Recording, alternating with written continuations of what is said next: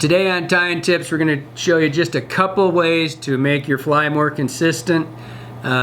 Consistency is the most important thing in all fly tying, because when you have truly consistent flies, we tie 10 and all 10 look exactly the same, it means you have really good sets, you have good control, and you've applied the materials properly each time. When you see a fly that one head's really forward or one's way back, it means you didn't really set the materials properly, or maybe you set them properly, you just didn't set them in the same place.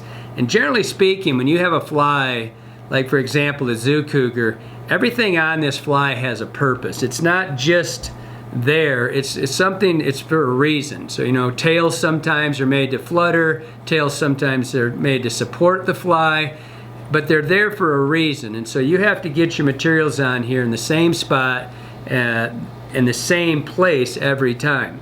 And I'm going to show you a simple trick, and I'm going to show you how to start the thread and end the thread to do that. But generally speaking, you're copying a fly. And if, you know, we're going to say, for example, you picked up this seal bugger, and you're looking at it, and you set this up next to your hook, and so you can see the head. And so you're going to do it. What I'm going to have you do is I'm going to have you start your thread where this head ends back here, and so from that point, no materials can go forward.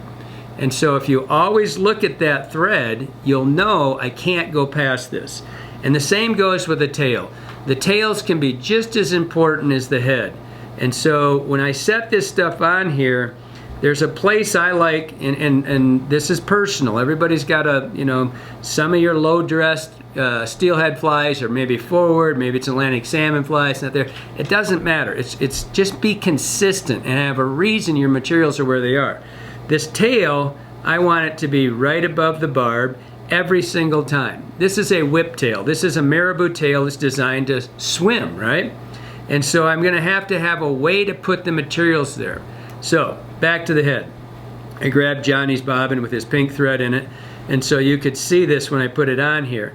So I'm going to take this hook and I'm going to look at where the head starts on this fly. And you can see when we do the close-up, it starts right here. So I'm simply going to take my thread and I'm going to start it right there, and I'm going to start advancing back. Double check it. Look at the thing. Is it all right? Right there's the eye. There's my thread. I'm going to have my head, you know, 8 turns or whatever it is forward. Nothing gets to go in front of this. You cannot, when you start getting up forward and you start seeing your materials build up, if you think you're going to rush that or crowd it, back off, back your materials off, and then your consistency will begin to get better. All right, so now the next thing we're going to do is we're going to come back here, and I really think this one's as common, if not as common a mistake as rushing the head, but this one may be even more important, especially if you're going to tie dry flies or nymphs.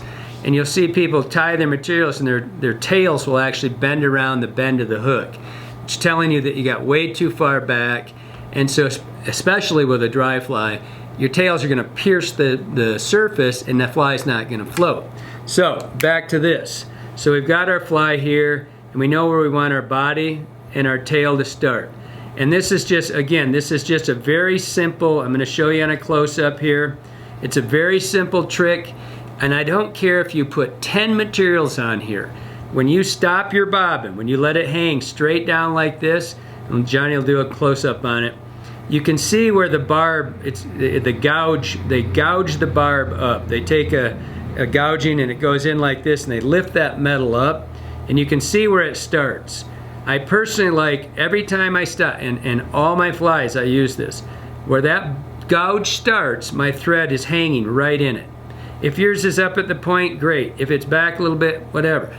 Do it the same every time. Use that as a tool. Use it as a measuring device, so every time you stop and you hang down looking at it, it's in the same spot. Your consistency will double almost instantly. And again, I've said this before, it's not about speed. Speed comes with consistency.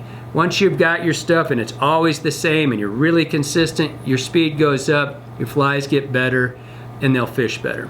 Hope that helps you out.